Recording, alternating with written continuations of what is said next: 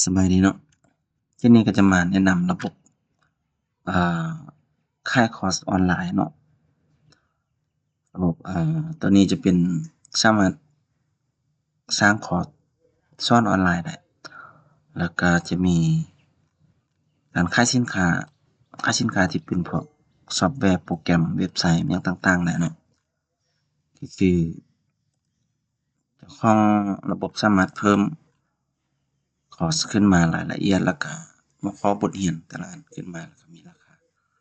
ลงทะเบียนอิหยังต่างๆเนาะอันนี้ มันก็จะประมาณแบบนี้เนาะสำหรับถ้าเราเข้าสู่ระบบของนักเรียนเนาะมันก็จะมีอันนี้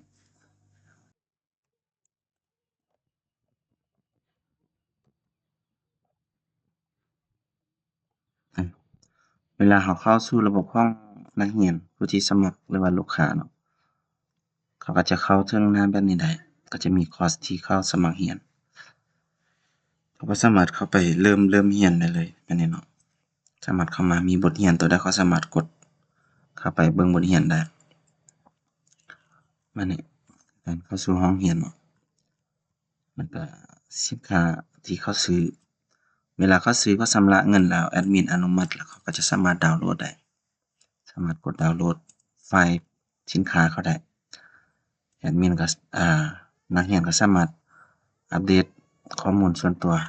ได้คือกันเนาะสามารถเบิ่งโพรโมชันอ่าโพรโมชันไปใช้เวลาชำระเงินก็สามารถเอา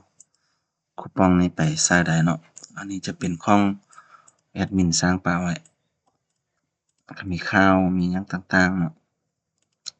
อันนี้ก็จะเป็นบัญชีของนักเรียนจะเข้าถึงได้แบบนี้แล้วก็สำหรับนักเรียนก็สามารถแชตกับอ่แอดมินได้เลยโดยตรงเลยเนาะก็คือเดี๋ยวเราจะลองเข้าเป็นบัญชีของแอดมินเบิ่งเนาะ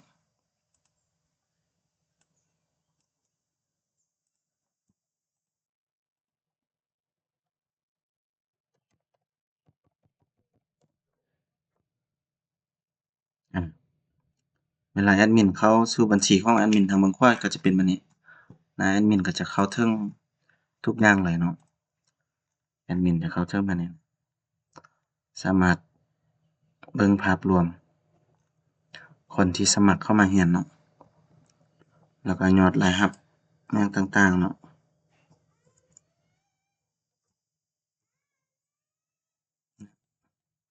ก็มีคนสมัครเข้ามาแล้วก็มีคนซื้อสินค้า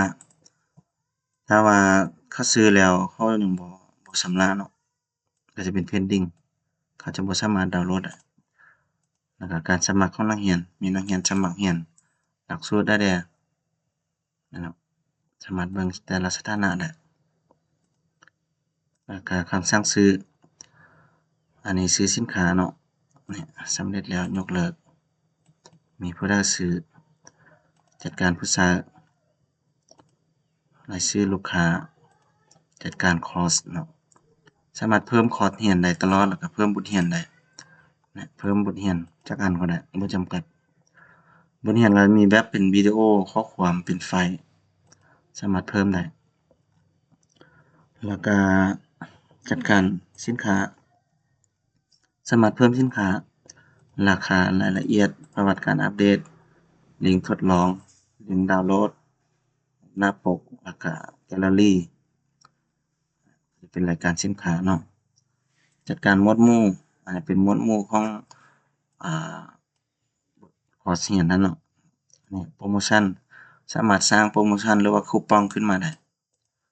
ใส่รหัสคูปองคำอธิบายประเภทเป็นเปอร์เซ็นต์หรือเงินสด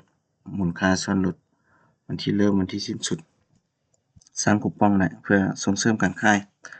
จัดการข่าวแล้วก็ข้อความนี้จะได้มาจากเวลาที่เขาอ่า ส่งข้อความมาจากหน้าคอนแท็กต์เนาะ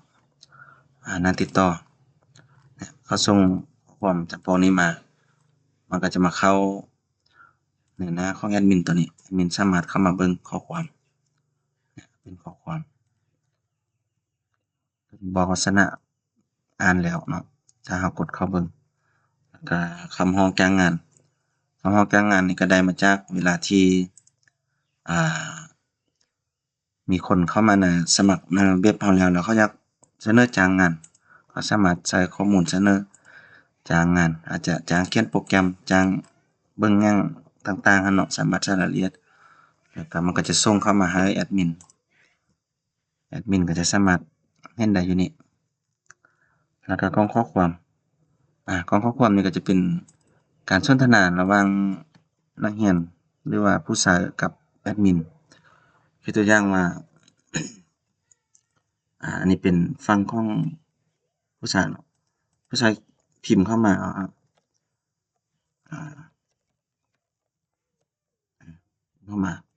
อันนี้เวลาเรากดไปหน้าใดหน้าหนึ่งเนาะหรือว่านั้นเราจะมีข้อความขึ้นมาเห็นบ่เนี่ยมาจากนักเรียนผู้นี้ก็จะเห็นข้อความสบายดีทีนี้แอดมินก็สามารถตอบได้กดพิมพ์ปึ๊บมันก็จะส่งมาแบบเรียลไทม์มาหากับนักเรียนหรือผู้ใช้เลย